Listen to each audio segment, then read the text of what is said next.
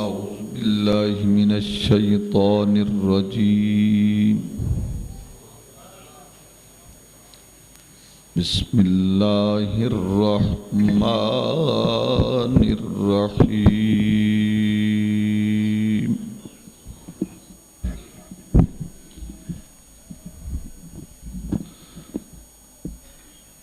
نحمده ونصلي ونسلم على رسوله الكريم أما بعد فأعوذ بالله من الشيطان الرجيم بسم الله الرحمن الرحيم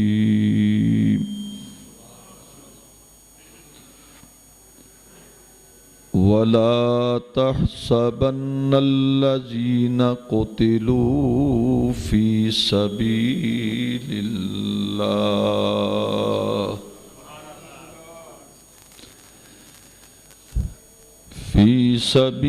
الله أمواتا بل أحياء عند ربهم يرزقون صدق الله مولانا العظيم وصدق رسوله النبي الكريم إن الله وملائكته يصلون على النبي يا أيها الذين آمنوا صلوا عليه وسلموا تسليما. آواز بھاری تھوڑی سی کھولا نا. الصلاة والسلام عليك يا رسول الله الصلاة والسلام عليك يا حبيب الله.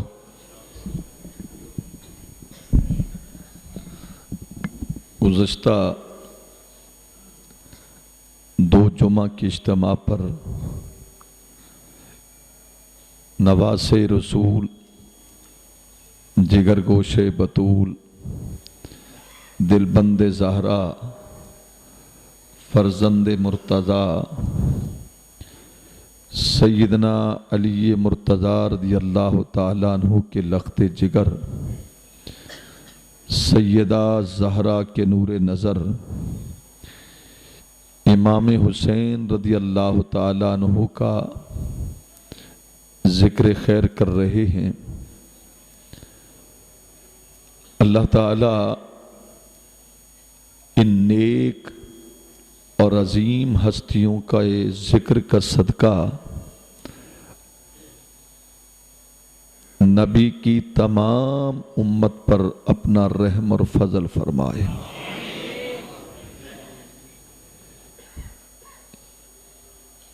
واقع کربلا اتنا مختصر اور غیر اہم نہیں کہ اسے چند دنوں میں یا چند جمعوں کے اجتماعات پر بیان کیا جائے.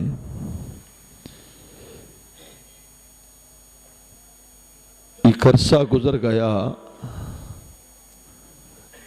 1370 برس گزرنے کے باوجود بھی واقعہ کربلا کی بہاروں میں کمی نہیں آئی.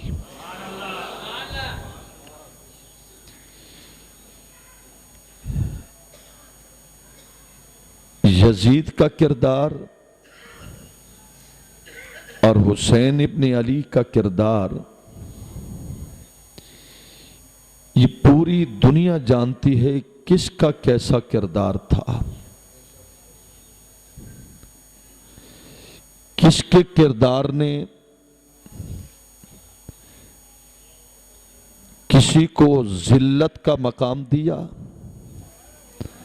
اور کسی کے کردار کو لوگوں کے دلوں میں قیامت تک رکھا۔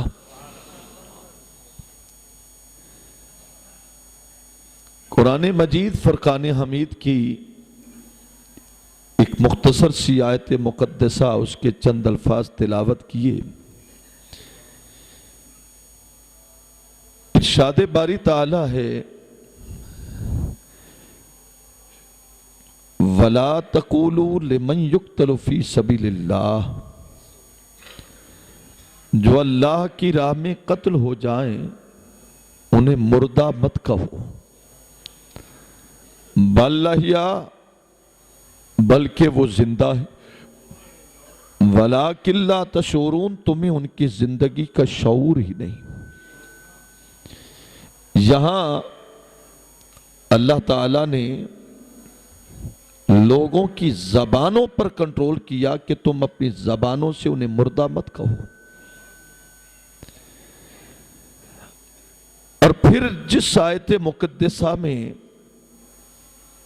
یہ کہا گیا، پہلے کہا گیا کہ تم اپنی زبانوں سے انہیں مردہ نہ کہو، پھر کہا گیا کہ شاید کوئی اپنی زبانوں سے مردہ نہ کہے لیکن دل میں اور دماغ میں سوچ لے کہ وہ مردہ ہوں گے۔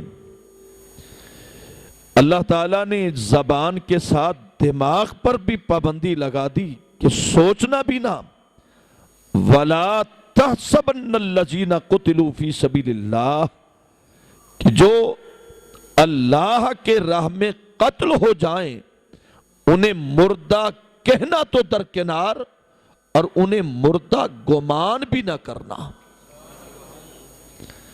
بَلْ أَحْيَاءٌ، بلکہ وہ زندہ ہے۔ اب آگے دیکھیے اللہ کا قرآن مجید اور اس کا اسلوب بیان دیکھیے، بَلْ أَحْيَاءٌ، وہ زندہ ہے، عِندَ رَبِّهِمْ يُرْزَقُونَ، وہ اپنے رب سے رزق حاصل کرتے ہیں۔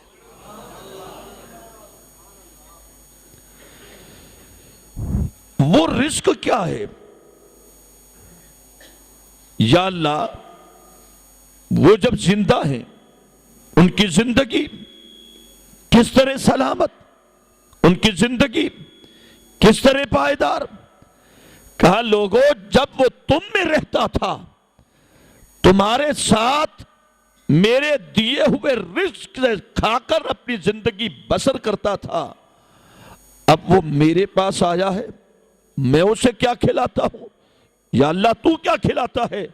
فرمایا میں اسے اپنے حسن کے جلوے دکھا دیتا ہوں۔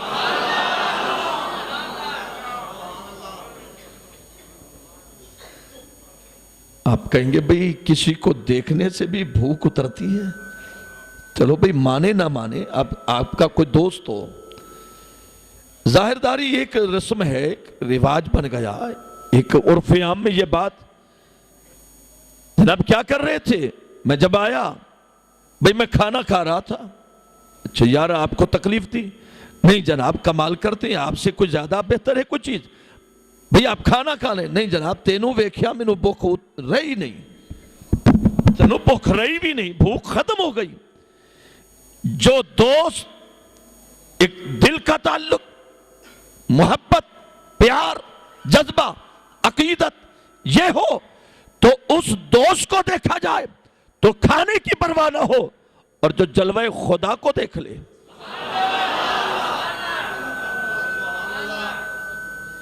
یوسف علیہ السلام کو اللہ تعالیٰ نے مصر کا بادشاہ بنایا، مصر کے بادشاہ بن گئے، قحط پڑ گیا، غلہ نہیں ملتا، لوگ پریشان ہیں۔ سیدنا یوسف علیہ السلام سے کہا کہ یوسف کیوں پریشانی؟ یا اللہ غلہ نہیں ملتا، لوگ پریشان ہیں۔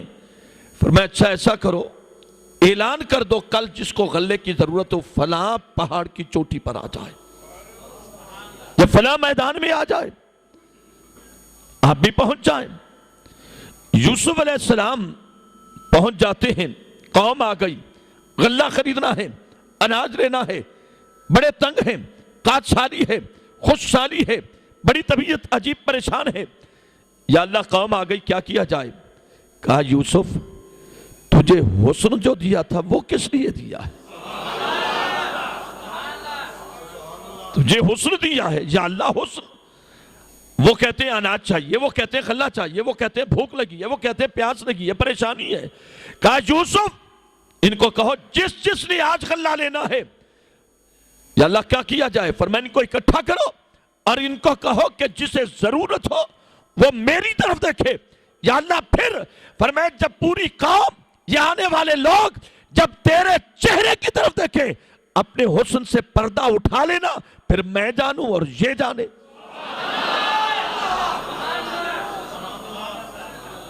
یوسف علیہ السلام نے چہرے سے جب حسن کو دکھانے کے لیے پردہ اٹھایا تو حضرت یوسف علیہ السلام کا حسن جس نے دیکھا۔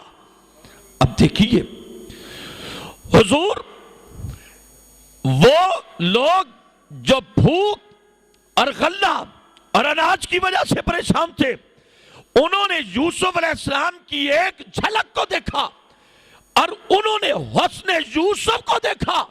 پھر جس کی نظر حسن یوسف پر پڑی، 3 مہینے اسے بھوک نہ لگی۔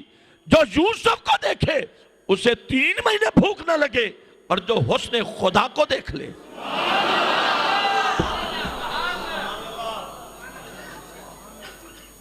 تو حدیث پاک میں آتا ہے کہ جب جنتیوں کو جنت میں بھیجا جائے گا تو ہر ایک سے پوچھا جائے گا بھئی کسی چیز کی کمی تو نہیں ہے؟ ہر کوئی کہے گا کوئی کسی چیز کی کمی نہیں۔ نمازی کہے گا یا اللہ تیرا وعدہ تھا، جنت مل گئی، نہریں مل گئیں، باغات مل گئے، بہاریں مل گئیں، عزتیں مل گئیں، ادب مل گیا، محبت مل گئی، انعامات مل گئے، یہ سب کچھ مل گیا۔ عالم دین کہے گا یا اللہ بہت کچھ مل گیا، میں نے جو پڑھا تھا، میں نے جو پڑھایا تھا وہ سب کچھ تیری جنت میں نظر آ گیا، یا اللہ تیرا شکر ہے۔ سخی کہے گا، نمازی کہے گا، روزیدار کہے گا، پرہیزگار کہے گا، عابد کہے گا، حاجی کہے گا، زکوٰۃ دینے والا، خیرات کرنے والا، سارے کہیں گے یا اللہ کسی چیز کی کمی نہیں۔ لیکن مجاہد کو بلایا جائے گا، مجاہد تو بتا میری جنت میں کسی چیز کی کمی تو نہیں؟ یا اللہ ایک چیز کی کمی ہے، یا اللہ ایک چیز کی کمی ہے۔ فرشتوں میرے اس بندے سے پوچھو، نمازی ہے، روزے دار ہے، پرہیزگار ہے، عبادت گزار ہے، حاجی ہے، مجاہد، سارے نے کہا کسی چیز کی کمی، لیکن یہ مجاہد کہتا ہے کہ ایک چیز کی کمی ہے۔ کیا کمی ہے؟ مجاہد سے پوچھا جائے گا، کہے گا یا اللہ تیری چیز میں اس چیز کی کمی ہے، میں نے سنا تھا کہ جب کوئی جہاد کرتا ہے اور اللہ تعالیٰ اسے صلہ یہ دیتا ہے کہ اسے قیامت کے بعد جب جنت دے گا تو اپنے جلوہ محبت سے، اپنے جلوہ حسن سے انہیں زیور سے آراستہ کرے گا اور انہیں سیراب کرے گا۔ اے اللہ تیری جنت میں بہار، انعامات، یہ نہریں، باغات، یہ پھل، یہ سب کچھ ہے، لیکن جس کے لیے جان دی تھی وہ تو سامنے نہیں آیا، جب تو آئے گا تو پھر لطف آئے گا۔ اور دوسری حدیث یہ ہے کہ یا اللہ ایک چیز کی کمی ہے۔ کیا کمی؟ کہ جب دشمن میں اور میرے درمیان میں لڑائی ہو رہی تھی، دشمن نے تیر مارا، اس نے آلہ ضرب لگایا، اور اس وقت جو مجھے ضرب لگی تھی اور تو پردے ہٹا کر سامنے آیا تھا، اے اللہ جو مزہ اس میدان میں تھا وہ جہاں نہیں ہے۔ بس میں چاہتا ہوں مجھے واپس بھیج، میں جہاد کروں، ضرب لگے، خون نکلے اور درد ہو، اور پھر تو پوچھے جو مزہ تیرے پوچھنے میں وہاں آیا تھا وہ یہاں تو نہیں مل رہا۔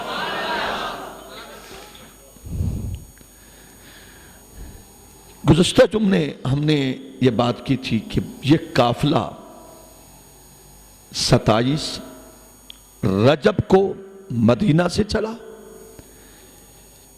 4 یا 3 شعبان کو یہ مکہ مکرمہ میں پہنچا، پھر اس کے بعد شعبان پورا، رمضان، شوال، ذیقعد، ذی الحج کی 8 تاریخ تک، یعنی 4 مہینے، شعبان، رمضان، شوال، ذیقعد، 4 مہینے تقریباً 6 دن یہ قافلہ مکہ مکرمہ میں رہا، اور پھر یہ قافلہ چل کر کربلا کو گیا۔ 2 ہجری کو قافلہ کربلا پہنچا، اور اس سے پہلے وہ قافلہ، ایک سوال پیدا ہوتا ہے کہ اللہ کے رسول کے نواسے کو منع کرتے رہے کہ بھئی آپ نہ جائیں۔ مکہ مکرمہ میں بہت سے لوگ تھے جنہوں نے منع کیا، حضرت سیدنا عبداللہ ابن عباس، عبداللہ ابن عمر، عبداللہ ابن زبیر، ان شخصیات نے منع کیا کہ آپ نہ جائیں۔ وہ کہتے ہیں کہ جب منع کیا گیا تھا وہ نہ جاتے، اگر نہ جاتے نہ وہ حملہ ہوتا، نہ یہ مصیبتیں آتی۔ حضرت عبداللہ ابن عباس نے روکا، لیکن حضرت امام حسین نے جواب کیا دیا؟ پہلی بات تو یہ ہے کہ ادھر سے خطوط آ چکے تھے کوفہ کی سرزمین سے، 1 نہیں 20 نہیں، سینکڑوں خطوط، اے حسین ابن علی اگر آپ نہ آئے، یزید کی حکومت، اس کا تخت و تاراج، اس کا تخت و تاج اور اس کی حکومت ہم پر مسلط ہو جائے گی۔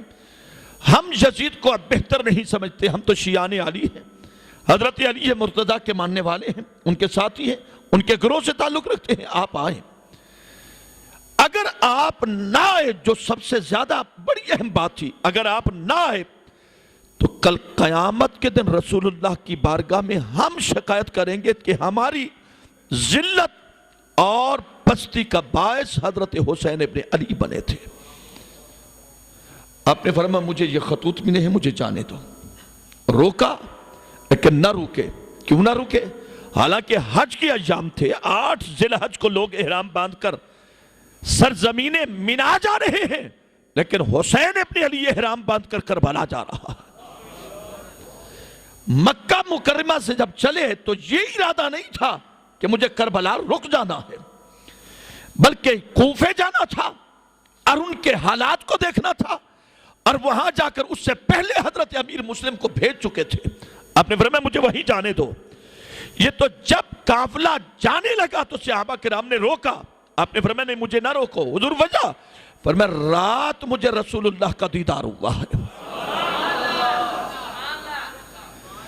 اور انہوں نے فرمایا کہ بیٹا روکنے والے بہت ہوں گے، لیکن نہ رکنا، اس لیے کہ میں دیکھ رہا ہوں میرے دین کی بقا تیرے خون کی وجہ سے ہوگی۔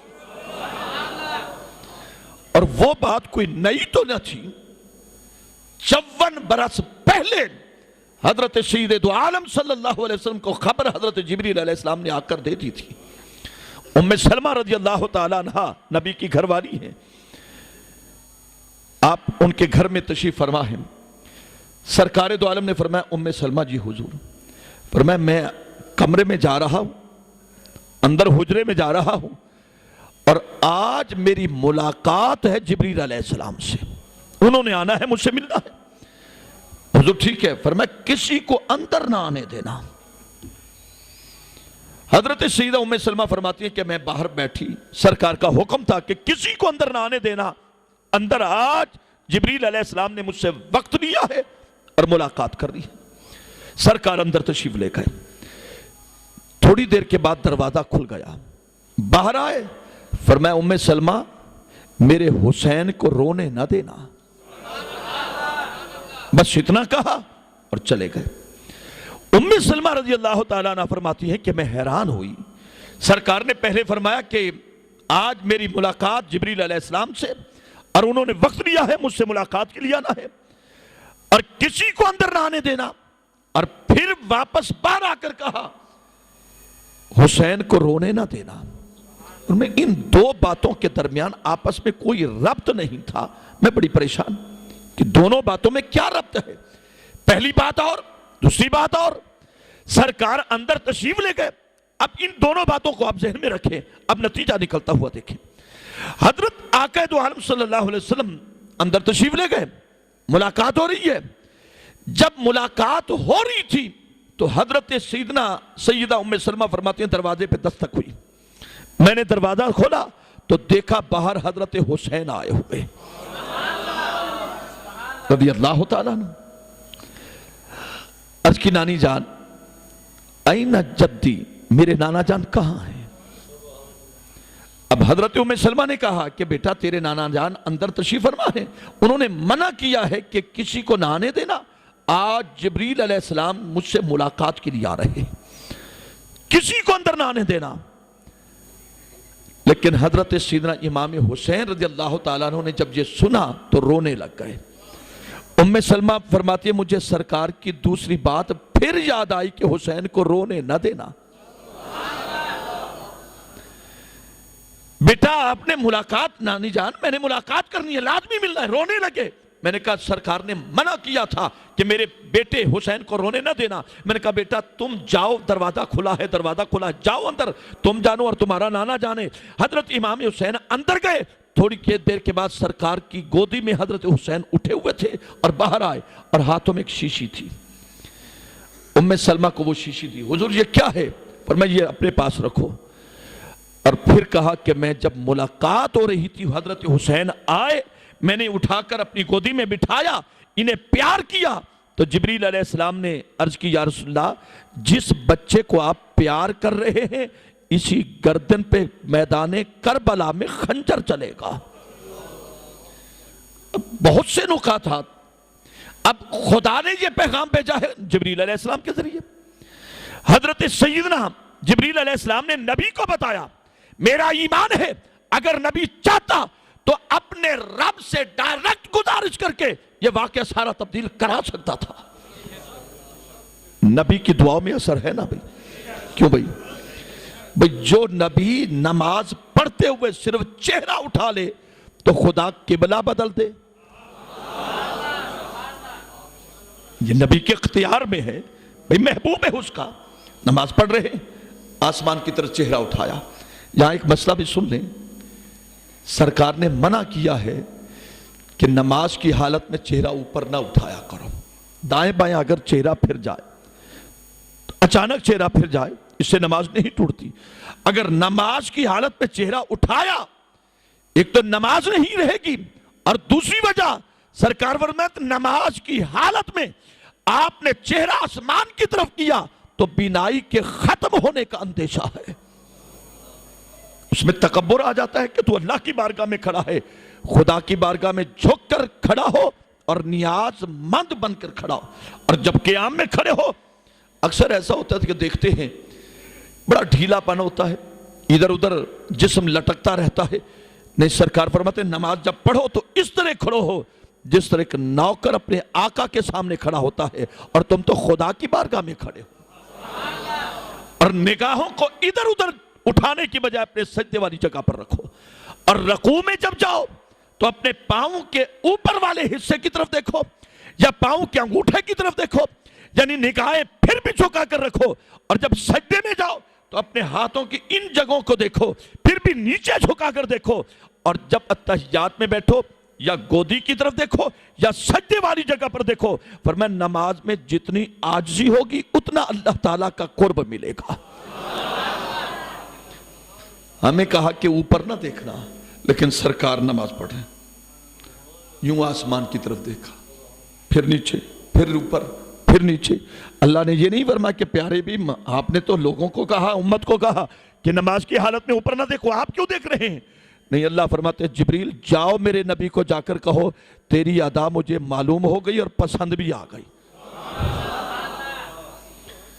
مقصد کیا تھا اس چہرے کے اٹھانے کے لیے؟ مقصد صرف یہ تھا کہ یہود و نصارہ نے گلا دیا تھا، کہتے ہیں میں آخری نبی ہوں، اولو العزم پیغمبر ہے، لیکن نماز کی حالت میں قبلہ تو پھر بھی ہمارا اختیار کیا ہوا ہے نا. یہ وہ وقت تھا جب سرکار کا چہرہ بیت المقدس کی طرف تھا. نماز جب فرض ہوئی، معراج کی رات فرض ہوئی نا، اس کے بعد 17 مہینے کم و بیش نبی پاک صلی اللہ علیہ وسلم نے بیت المقدس کی طرف رخ کر کے نماز پڑھی. تمام نبیوں کا قبلہ وہی، جسے قبلہ اول کہا جاتا ہے. تمام نبیوں نے اسی کی طرف نگاہ اٹھا کر چہرہ کر کے نماز پڑھی. اور جب نبی پاک بھی پڑھتے تھے تو لوگ کہتے تھے یہود و نصارہ کہ دیکھو کہتا ہے میں اولو العزم پیغمبر ہوں، لیکن پھر بھی چہرہ تو بیت المقدس کی طرف کیا ہوا ہے.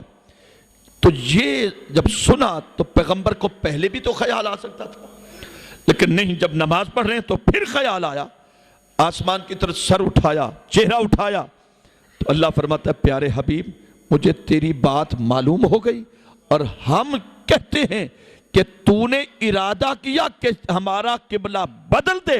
یہ نہیں کہا کہ پیارے حبیب سلام پھیر لو، جبریل آئے گا، بات پوچھے گا، پھر جواب آئے گا، پھر قبلہ بدل دیں گے یا کچھ دنوں کے بعد. نہیں، اللہ فرماتا ہے پیارے حبیب مجھے میری عزت کی قسم کہے تو اور مانو میں نہ.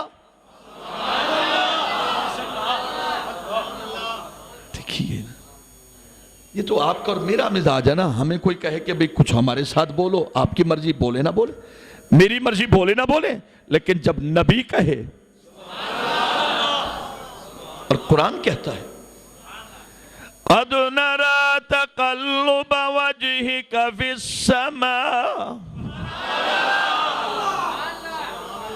قَدْ نَرَى تَقَلُّبَ وَجْهِكَ فِي السَّمَاءِ فَلَنُوَلِّيَنَّكَ قِبْلَةً تَرْضَاهَا.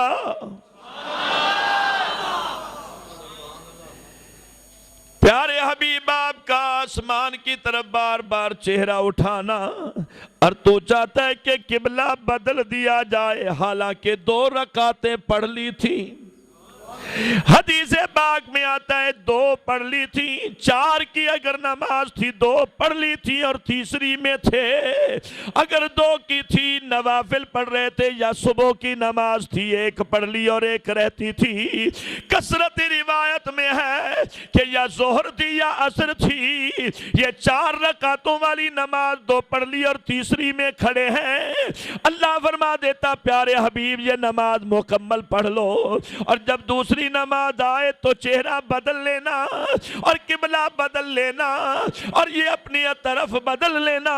نہیں، اللہ فرماتا ہے پیارے حبیب تو نے جب کہا تو ہم ابھی کہتے ابھی پھر ابھی پھر. اب حضور اکرم صلی اللہ علیہ وسلم نماز پڑھ رہے ہیں. اب دیکھیے ایک مسئلہ اور ہے، مضمون ہاں ضرور. تو آج ذرا کچھ سپیکر کا کچھ کریں ذرا، ورنہ یہ بڑا مسئلہ ہے، کیونکہ ہمارے گلے بھی اس ساؤنڈ پر پک چکے ہیں، اور تسی بھی سبحان اللہ اوکھی آندے ہو جاتا تو کوئی سپیکر نہ ہوئے.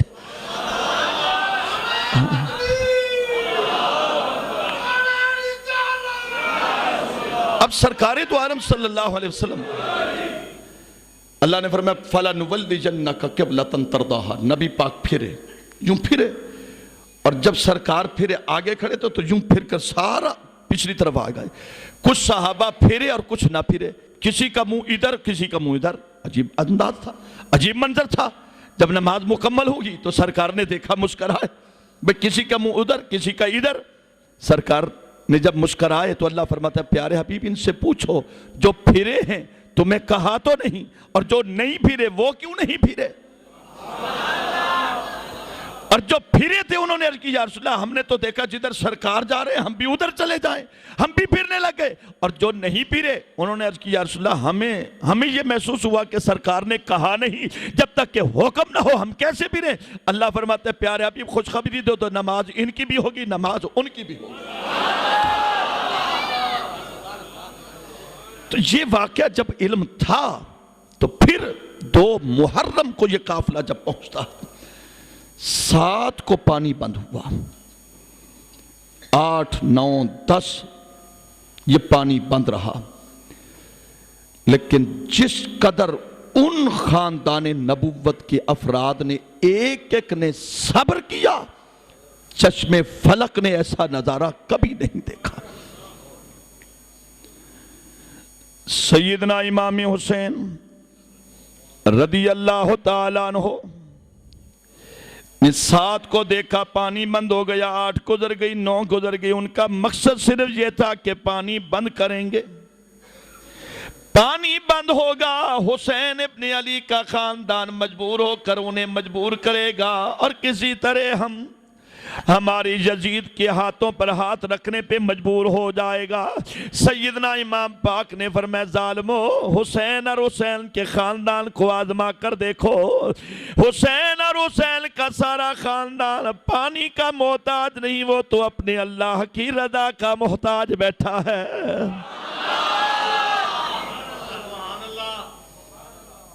یہ دن گزرتے گئے، راتیں گزرتی گئیں، ظلم و ستم کے پہاڑ بڑھتے گئے، یہ آفات و بلیات بڑھتی گئیں۔ ساری رات خیموں میں، ہر رات خیموں میں، سید کے خیموں میں اللہ کے قرآن کی آواز ہوتی یا نوافل پڑھے جاتے۔ سیدنا امام پاک رضی اللہ تعالیٰ عنہ نے 10 کی رات حضرت سیدہ شہربانو کے خیمے میں آئے، فرمایا شہربانو تو یزدجر بادشاہ کی بیٹی ہے، تو نوشیروان کی پوتی ہے۔ یہ سیدہ شہربانو یزدجر بادشاہ کی بیٹی ہے، کس طرح آئی؟ حضرت فاروق اعظم کا دور ہے، زمانہ حضرت فاروق اعظم کا ہے، اور ایران جب فتح کیا، ایران والو، ایران تو فتح حضرت فاروق اعظم نے کیا ہے۔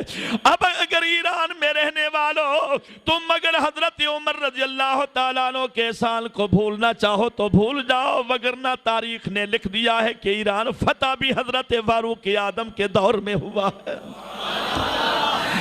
ایران فتح ہوا، اس ایران کے فتح کے بعد مال غنیمت میں یہی شادادی آئی۔ جب فتح ہو گیا اور اس پہ قبضہ ہو گیا، اسلام کا جھنڈا لہرانے لگا۔ اس سے پہلے مجوسیوں کا دور تھا، اس سے پہلے آتش پرستوں کا دور تھا۔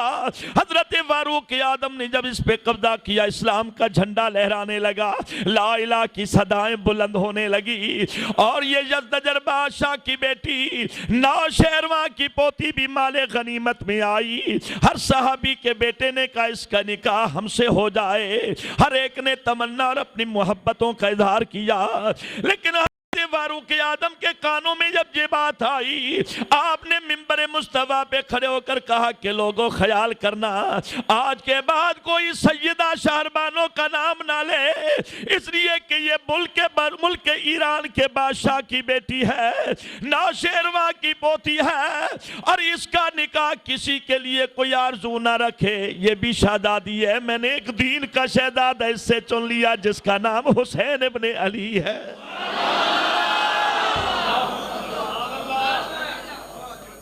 حضرت سیدنا امیر عمر رضی اللہ تعالیٰ نے حضرت امام حسین سے پوچھا بھی نہیں، آپ کا خود ارادہ تھا، اور کیوں نہ ارادہ ہو، یہ تو میرے آقا فرماتے ہیں میرا عمر وہ عمر ہے، ان اللہ ینطق علی لسان عمر، میرا عمر وہ عمر ہے جس کی زبان پر میرا خدا بولتا ہے۔ حضور قرآن مجید کے 26 ایسے مقامات ہیں جو ارادہ حضرت عمر کا تھا تو خدا نے قرآن کی آیت بھیج دی۔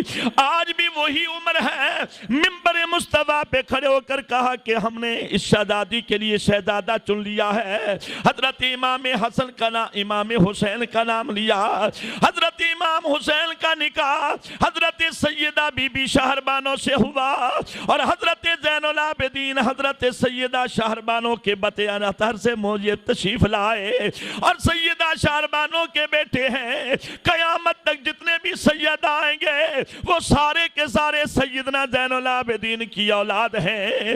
ارے سادات جتنے بھی ہیں، کوئی مشہدی ہو اور کوئی بخاری ہو اور کوئی گیلانی ہو اور کوئی نقوی ہو اور کوئی زیدی ہو، یہ علاقوں کی تقسیم کی وجہ سے یہ نام مشہور ہو گئے۔ کوئی گیلان میں گیا تو گیلانی بن گیا، کوئی بخارے میں گیا تو بخاری بن گیا، کوئی مشہد میں گیا تو مشہدی بن گیا، اور کوئی امام نقی کی نسبت سے آیا آیا تو نقوی بن گیا، کوئی حضرت زید کی نسبتی آیا تو زیدی بن گیا، گویا یہ سارے سید ہیں اور اولاد زہرا میں سے ہیں اور زین العابدین کی اولاد میں سے ہیں۔ او سادات سن لو، جہاں تک قیامت تک یہ سادات آتے رہیں گے، یہ احسان بھی حضرت فاروق اعظم کا ہے۔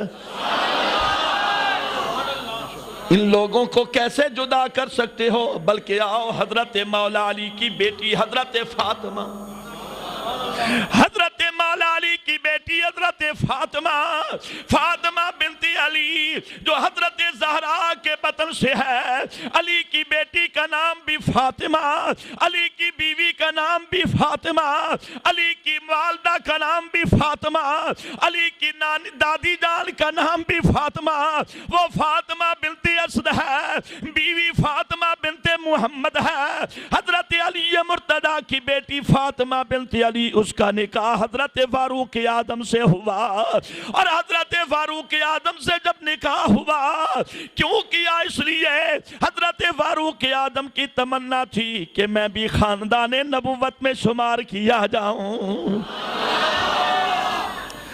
حضور نہ صحابہ آل بیت سے جدا ہے، نہ آل بیت صحابہ سے جدا ہیں۔ حضرت سیدہ شہربانو سے کہا، اے یزدجر بادشاہ کی بیٹی ہے، نوشیروان کی پوتی ہے، میں اب بھی تمہیں اجازت دیتا ہوں واپس چلی جاؤ، اس لیے کہ تم نے محلات میں زندگی گزاری، تم نے عیش و عشرت میں زندگی گزاری، تم نے محلات کے خوابوں کو دیکھا، اور میں نے تمہیں مدینہ سے اٹھایا، پھر میں مکہ میں لے آیا، مکہ سے لیا، اور پھر میں کربلا میں آیا۔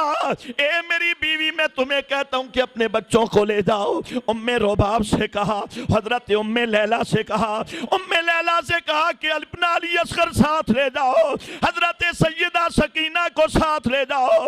حضرت ام رباب سے کہا، تم حضرت علی اکبر کو ساتھ لے جاؤ۔ حضرت سیدہ شہربانو سے کہا، تم حضرت سیدنا زین العابدین کے لے جاؤ۔ یہ لوگ میری جان کے دشمن بن چکے ہیں، انہوں نے 4 دن سے پانی بند کر دیا، میں نہیں چاہتا کہ تم اپنے بچوں کی زندگی خراب کرو، تم بھی خود جاؤ اور بچوں کو ساتھ لے جاؤ۔ میں حسین نبی کے دین کے بچانے کے لیے آیا ہوں، میں حسین نبی کی عظمت کے لیے آیا ہوں۔ یہ لوگ میرے پیاسے بن چکے ہیں، یہ دشمن میرے بن چکے ہیں۔ بس اتنا کہنا تھا، خیموں میں بیٹھی ہوئی ازواج مطہرات رونے لگ گئی۔ ام لیلہ، ام رباب، سیدہ شہربانو نے قدموں پہ سر رکھا، حضور ہمیں یہ نہ کہو کہ ہم بادشاہ کی بیٹیاں ہیں، ہم امیر زادیاں ہیں، ہمارا باپ کا خاندان بہت بڑا ہے۔ حضور اتنا بتاؤ، کل قیامت کے دن ہمیں کس نام سے یاد کیا جائے گا؟ یہ نہیں پوچھا جائے گا فلاں کی بیٹی کو بلاؤ، یہ نہیں پوچھا جائے گا فلاں کی بیٹی کو بلایا جائے۔ حضور ہمیں تو ناد ہے کہ ہم خاندان نبوت میں شامل ہو گئے۔ حضور ہم نے مدینہ چھوڑا تو تیرے ساتھ ہے، ہم نے مکہ چھوڑا تو تیرے ساتھ ہے، ہم نے کربلا میں ڈیرا لگایا تو تیرے ساتھ ہے۔ حضرت علی اصغر، ام رباب علی اصغر کو لے کر آ گئی، کہا میرا ویر، یہ میرا معصوم بیٹا ہے، جب تک کہ تیرے قدموں پہ قربان نہیں ہوگا تیری گھر والی کو چین نہیں آئے گا۔ حضرت سیدہ ام لیلہ اٹھی، میرا یہ جوان بیٹا اکبر ہے، یہ بھی تیرے قدموں پہ قربان ہوگا۔ پھر تاریخ نے بتایا کہ واقعہ کربلا کو دیکھو، ذرا تاریخ کی اوراق پلٹ کر دیکھو، محرم کی 10 ہو، جب سید خیمے میں آئے، ایک ایک کر کے شہید ہوئے۔ حضرت سیدہ سکینہ دوڑتی آئی، آپ کی بیٹی ہے، کہا بابا جان اتنا بتاؤ، ہمارا تو چلو قصور ہے، لیکن پنگوڑے میں لیٹے ہوئے اصغر کا قصور کیا ہوگا؟ ان ظالموں سے جا کر کہو اس اصغر کو ذرا 2 گھونٹ پانی کے دے دو۔ حضرت سیدہ سکینہ کی روتی ہوئی آواز کو سن کر امام حسین اٹھے، اور آپ نے کیا کیا؟ فرمایا بیٹا اچھا میں جاتا ہوں اصغر کے لیے پانی لے آتا ہوں۔ ابھی اٹھنے لگے تو حضرت عباس علمبردار آئے، حضرت عباس آئے، نیزے پہ ہاتھوں میں نیزہ، اور اسی نیزے پہ جھنڈا لگا ہوا، یہ علم بردار تھے کہ کل قیامت کے دن سرکار کے غلاموں حضرت امام حسین فرماتے ہیں کہ میرے بھائی حضرت عباس کے ہاتھ میں جو جھنڈا دیا، کل قیامت کے دن یہ عباس کے ہاتھوں میں جھنڈا ہوگا۔ کربلا کے سارے واقعے میں ہمیشہ حضرت عباس کے ہاتھوں میں جھنڈا رہتا اور اسے بلند کیے رکھتے، اس سے جذبہ بھی ملتا، اس سے محبت بھی ملتی۔ حضرت عباس نے کہا میرے بھائی جان آپ نہ جاؤ، میں سیدہ سکینہ کے لیے پانی لاتا ہوں۔ اے اولاد والو، خدا سب کی اولاد سلامت رکھے۔ سیدہ سکینہ نے ہاتھ باندھے، چچا جان ذرا دیکھو زبانیں خشک ہو گئی، ذرا حلقوم خشک ہو گئے، ہم نے تو صبر کر لیا لیکن پگوڑے میں لیٹے ہوئے اصغر کو کون فریاد دے گا، اس کی آواز کو کون سنے گا۔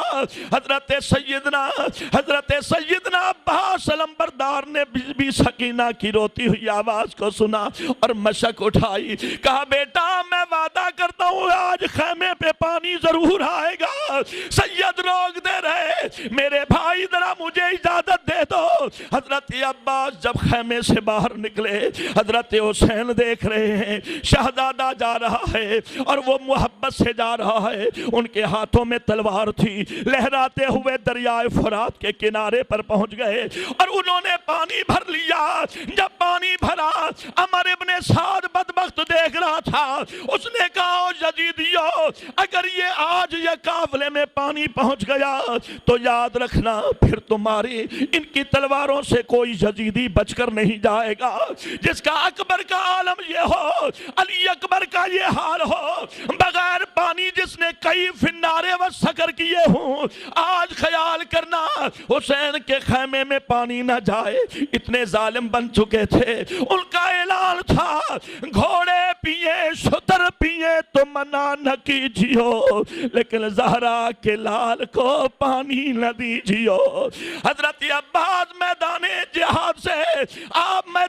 جہاد سے چل کر خیموں سے نکل کر جب آتے ہیں دریائے فرات کے کنارے پر مشک پانی کی بھر لی اور اٹھا کر آنے لگے۔ ادھر ظالموں نے تیر مارا، سیدنا حضرت عباس کے کاندھے پر لگا اور ادھر سے آپ نے مشکیزہ اٹھایا تو دوسرے ہاتھ میں رکھا، ظالم نے پھر تیر مارا، وہ مشکیزہ آپ نے اپنے دانتوں میں چبھا، دانتوں سے اٹھایا اور وہ سوار جو تھا اپنی سواری پہ سوار آ رہا ہے، ان ظالموں نے تیر مارے اور مشکیزہ پانی کا پھٹ گیا۔ حضرت عباس کی کمر پہ تیر لگے، ادھر تیر لگے تو سیدنا عباس گھوڑے سے نیچے آئے، سیدہ سکینہ دیکھ رہی تھی، خیمے میں روتے ہوئی آواز آئی، اور خیمے والوں دیکھو چچا پانی بھرنے کے لیے گیا تھا، آج ان کا مشکیزہ بھی پھاڑ دیا، آج ان کے بازو بھی قلم ہو گئے۔ اے بھائیوں والو خدا کی قسم، حضرت سیدنا عباس کا جب منظر دیکھا، حضرت امام پاک خیمے سے باہر آئے اور ان ظالموں نے تیروں کی بارش کی۔ سید جب بھائی کی لاش مبارک بھی آیا اور ابھی سانس نکل رہی تھی، ابھی آنکھ کھلی ہوئی تھی اور کلام کر رہے تھے اور کہتے کہ حضرت سیدنا حسین نے عباس کا ہاتھ پکڑا، کہا میرا ویر ذرا خیمے میں چلو۔ حضرت عباس نے کہا میرا بھائی مجھے خیموں میں نہ لے جاؤ، اس لیے کہ میں نے سیدہ سکینہ سے وعدہ کیا تھا جب تک پانی نہیں آئے گا میں نہیں آؤں گا۔ حضور میں نے تو بڑی کوشش کی، جا کر سیدہ سکینہ کو میری طرف سے پیار کر دینا کہ تیرا چچا تو بڑی محبت سے پانی لا رہا تھا، لیکن مالک کو منظور نہیں تھا۔ حضور جب مجھے مینا کا واقعہ یاد آتا ہے اور مینا سے پہلے جب مجھے سرزمین عرب کا واقعہ یاد آتا ہے، حضرت سیدنا اسماعیل علیہ السلام کو ذرا پیاس لگے، اللہ تعالیٰ چشمہ جاری کر دیتا ہے، لیکن یہ خاندان نبوت ہے جس کا نانا نبی ہو اور جس کی ماں زہرا ہو، جس کا باپ علی ہو اور جو حوض کوثر کا مالک ہو، یہ خاندان پیاسا بیٹھا رو رہا ہے۔ حضرت سیدنا امام پاک نے اپنے بھائی کے رخسار کو چوما اور بھائی نے بھائی کے ہاتھوں کو چوما، اور جب یہ سانس آخری نکلنے لگی، سید نے آپ کے بھائی کان میں کہا، اے میرا ویر، جب دربار نبوت میں جانا میرے نانا کو حسین کے سلام دے دینا اور انہیں کہنا نانا جان جسے کندھوں پر اٹھا کر خطبہ دیا کرتے تھے آج اس کے بچوں کے لیے پانی بند ہو گیا، جس کو آپ نے حوض کوثر کا مالک بنایا آج اس کے لاشے کو دیکھو، اور جس کو آپ نے جنتی جوانوں کا سردار بنایا، فرمایا میرے بھائی عباس جا کر میرے نانا کو سلام دے دینا، میرے نانا کو جا کر پیغام دے دینا۔ ادھر حضرت سیدہ زینب عرض کرتی ہے، اے میرا ویر نہ گھبرا، آج جب میں مدینے واپس جاؤں گی اپنے نانا نو دکھڑے سناواں گی جا کے، اپنے نانا نو دکھڑے سناواں گی جا کے، تے جالی نو پھڑ پھڑ ہلاواں گی جا کے، اے نانا نو دکھڑے سناواں گی جا کے، اے جالی نو پھڑ پھڑ ہلاواں گی جا کے، آکھاں گی نانا میرا حال ویکھو، جو امت نے کی تھی یہ میرا حال ویکھو۔ ایک عجیب سما تھا، حضور ایک لمحے کے لیے آپ کو درکنار رہا۔ میں آپ کی بات نہیں کرتا، اگر آپ کے بچے کو ذرا پیاس لگی ہو، ماں تڑپ جاتی ہے، باپ تڑپ جاتا ہے، لیکن واہ سید، جب سیدنا علی اصغر کی پیاس کی وجہ سے یہ زبان حلقوم سے باہر آ رہی ہے، حضرت سیدہ سکینہ نے عرض کیا، بابا جان عباس گئے تو شہید ہو گئے، اکبر بھائی گیا تو شہید ہو گیا، حضرت اونا محمد گئے تو شہید ہو گئے، حضور یہ پانی کون لائے گا؟ حضور آپ ایسا کریں اصغر کو لے جائیں۔ اب سیدنا امام پاک نے حضرت علی اصغر کو اٹھایا، وہ 6 مہینے کا شہزادہ، وہ میدان کربلا کا 6 مہینے کا مجاہد، جب اسے اٹھایا اور میدان کربلا میں لائے، وہ ظالموں نے سوچا کہ حسین قرآن لے کر آ گیا ہے اور لگتا ہے کہ یزید کی بیعت کا اقرار کرے گا۔ آپ نے فرمایا ظالمو، تمہاری دشمنی میرے ساتھ ہے اور میرے خون کے پیاسے ہو، لیکن یہ لال اصغر جو 6 مہینے کا ہے، جب اتنا دکھایا، رب کعبہ کی قسم ہے، میرا وجدان کہتا ہے کربلا میں جب حسین کی گودی میں اصغر معصوم ہوگا، قیامت کے دن، کل قیامت کے دن یہی منظر عجیب بیان کیا جائے گا۔ انشاءاللہ یہ واقعہ اگلے جمعے بیان کروں گا، لیکن جو بات کر رہا ہوں، میرے نبی کے غلاموں، حضرت سیدنا علی اصغر کو اٹھایا اور کہا کہ تمہاری دشمنی میرے ساتھ تو ہے لیکن اس کے ساتھ تو نہیں۔ انہوں نے کہا حسین زیادہ بات نہ کرو، بس اتنا بتاؤ یزید کو حق پر ماننا یا نہیں مانا؟ فرمایا ظالموں، میں نے اکبر کی جوانی دی، اب اگر مان جاؤں تو اکبر جوان کی جوانی سے سودا کر لوں۔ فرمایا جی اصغر اس کے لیے 2 گھونٹ پانی کے دے دو، میں خود نہیں آیا، مجھے گھر والوں نے بھیجا ہے، مجھے بچی سکینہ نے فریاد کی ہے، اس کے لیے ذرا پانی دے دو۔ انہوں نے کہا نہیں، ہم پانی نہیں دیں گے۔ ظالم حرمل کھڑا تھا، اے اولاد والوں، خدا سب کے بچوں کو سلامت رکھے، اس ظالم اس بدبخت حرمل نے تیر نکالا، سید امام حسین کے ہاتھوں پہ رکھا ہوا وہ چچا، وہ معصوم بچہ علی اصغر کے حلقوم میں تیر لگا، اور جب تیر لگا تو باپ کا عالم کیا ہوگا؟ ذرا تصور کی دنیا میں چلو کہ باپ کا عالم کیا ہوگا۔ سید نے وہ تیر دیکھا، خون کا فوارہ نکلا، سید نے اپنے ہاتھوں میں اٹھا لیا، اور تاریخ میں آتا ہے کہ جب سید نے علی اصغر کو دکھایا تھا اس وقت آپ کی داڑھی کالی تھی، اور جب علی اصغر کو تیر لگا تو سید کی داڑھی سفید ہو چکی تھی۔ اللہ اولاد کا درد کسی کو نہ دے، کیونکہ قدری اولاد دا پیو ماں جانے، بس انہوں نے جب تیر ڈالا، ادھر تیر لگا، سید نے وہ تیر نکالا، جب تیر نکالا خون کا فوارہ نکلنے لگا۔ ادھر سیدہ سکینہ نے دیکھا، وہ حضرت ام کلثوم رونے لگ گئی، یا اللہ یہ منظر کیا ہوگا؟ اکبر گیا تو ظالموں نے جوانی کو نہ دیکھا، اور وہ اکبر ایسا اکبر تھا حضور جس کو دیکھ کر شبیہ مصطفیٰ نظر آ جاتی تھی۔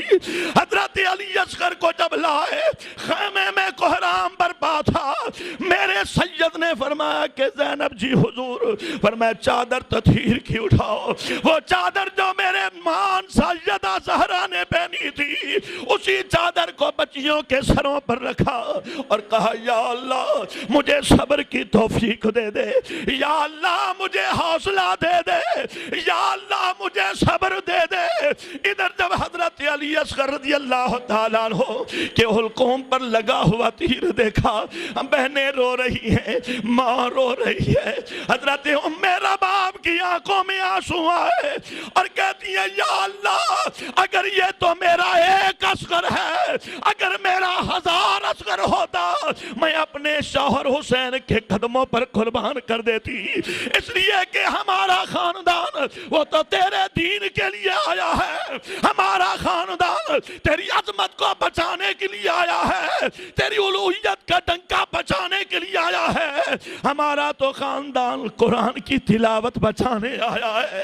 اور رب کعبہ کی قسم ہے مجھ سے نہ پوچھو کہ داستان کیسی ہے، نہ میرے سینے میں طاقت ہے، نہ میری زبان میں جرت ہے، جب بھی واقعہ کربلا کو پڑھتا ہوں میری آنکھوں سے آنسو تھمتے نہیں ہے۔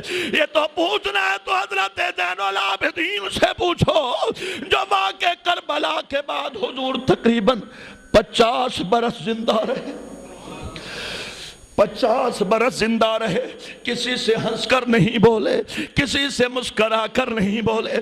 آج واقعہ کربلا کو سننے کے بعد ہم پتھر دل ہو چکے ہیں، ہماری آنکھوں سے آنسوؤں کا قطرہ نہیں گرتا، لیکن واہ سید زین العابدین تیری عظمت میں قربان جاؤں، روتے روتے آپ کی آنکھوں سے خون کے قطرے نکل رہے۔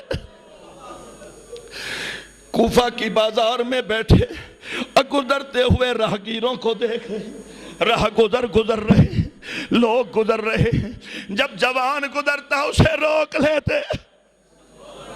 حضور کیا ہو گیا؟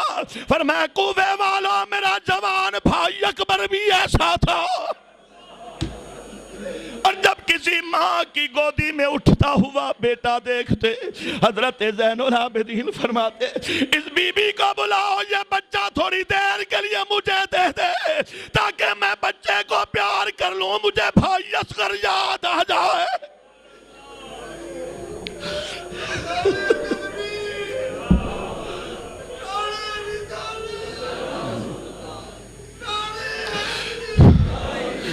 آپ بیٹھے آنکھوں سے آنسوں کی بجائے خون کے قطرے نکل رہے۔ ایک حکیم گزرا، اس کے کپڑوں پہ خون کے یہ داغ کے جب قطرے گئے، اس نے دیکھا کون ہے؟ بچوں نے کہا حکیم صاحب وہ دیکھو ایک مریض بیٹھا ہے جسے روتے روتے اس کی آنکھوں سے آنسوؤں کی بجائے خون کے قطرے نکل رہے ہیں۔ حکیم نے کہا بیٹا مجھے لے چلو، میں بڑا حاذق حکیم ہوں، خاندانی حکیم ہوں، میں اس کا علاج کروں گا۔ جب آئے تو حضرت زین العابدین کی صورت کو دیکھا،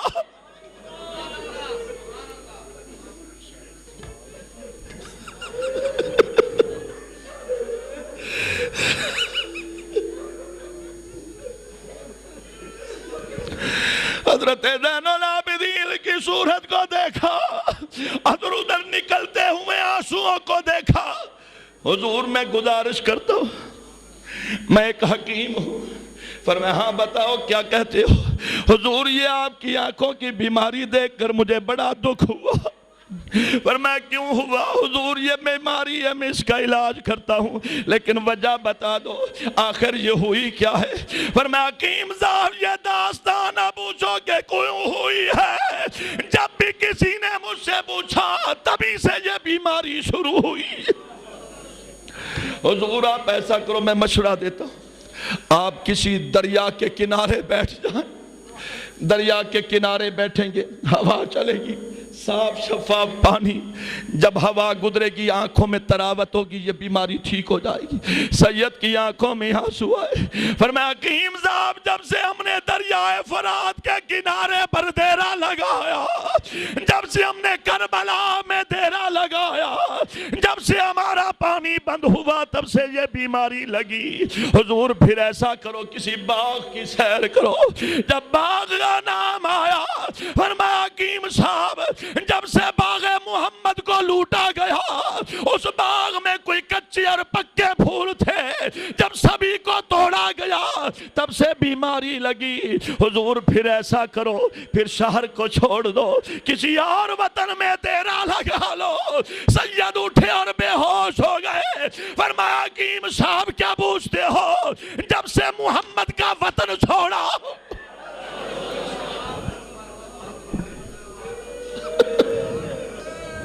جب سے نانا کا وطن چھوڑا، جب سے محمد کے وطن کی بہار چھوڑی، تب سے یہ بیماری لگی۔ حکیم صاحب حیران ہو گیا، حضور میں سوال کچھ کرتا ہوں اور جواب کچھ پاتا ہوں۔ آپ نے فرمایا حکیم میں تجھے بتاؤں، ہم نے مدینہ چھوڑا، ہمیں خط لکھ کر بلایا گیا، ہمیں دھوکے سے بلایا گیا، ہمیں نانا کا مزار چھڑوایا گیا، ہمیں ماں کا مدار چھڑوایا گیا، ہم سے وطن چھڑوایا گیا، ہم سے مکہ چھڑوایا گیا، ہمیں کربلا بلایا گیا، ہم پر پانی بند کیا گیا، بچوں پہ تیر چلائے گئے، عسکر کی معصومیت کو لوٹا گیا، اکبر کی جوانی کو لوٹا گیا، حضرت حسین کے گردن پہ خنجر چلا، تیروں کی بارش ہوئی، بیویوں کے پردوں کا ظالموں نے حیا نہ کیا، بیویوں کی عزت کا خیال نہ کیا۔ یہ تو اللہ کا کرم ہے جس سے بیویوں کے پردے کی حفاظت فرمائی۔ فرمایا جب سے مدینہ چھوڑا، جب سے وطن چھوڑا، بس مدینے والے کہلاتے تھے، اب ہے کربلا والے۔ حضور یہ پوچھنا ہے تو سیدنا زین العابدین سے پوچھو۔ میں تقریباً پہلے بھی 2-3 مرتبہ یہ واقعہ بیان کر سکا ہوں، لیکن آج پھر یہ درد و غم کی کہانی شروع ہوئی۔ حضرت زین العابدین فرماتے ہیں میں کربلا کے میدان میں جب کوفے کے شہر میں آیا یا مدینے کی سرزمین میں آیا، ایک قصاب بکری کو ذبح کر رہا تھا، میں اس کے پاس کھڑا ہوا، میں نے کہا قصاب یہ بتاؤ کیا تو نے اسے ذبح کرنے سے پہلے پانی پلایا تھا؟ نام یا سید میں نے پلایا تھا، پر میں اسے پانی اسے گھاس کھلایا تھا، نام یا سید کھلایا تھا۔ آپ گری اور بے ہوش ہو گئے۔ حضور کیا ہو گیا؟ فرمایا جس کا باپ جانور ہو اور جس کی ماں جانور ہو اور جس کا خاندان جانور ہو، وہ تو پانی پی کر ذبح ہو، اور جس کی ماں زہرا ہو، جس کا باپ علی ہو اور جس کا نانا نبی ہو، اور جو حوض کوثر کا مالک ہو، جو جنتی جوانوں کا سردار ہو، اور جو جنتی پھول و گلشن کا پھول ہو، اور جس کا نانا محمد ہو، اور جس کا باپ علی ہو، جس کا بھائی حسن ہو، اور جس کا باپ علی ہو، اور جس کی ماں زہرا ہو، جو خود جوانوں کا سردار ہو، جس کی ماں جنتی عورتوں کی سردار ہو، اور جس کا باپ ولیوں کا سردار ہو، اور جس کا نانا نبیوں کا سردار ہو، اور وہ تو بغیر پانی کے ذبح ہو جائے۔ بے پرواہ ذات خدا دی، واہ حسین تیری عظمت پہ قربان جاؤں۔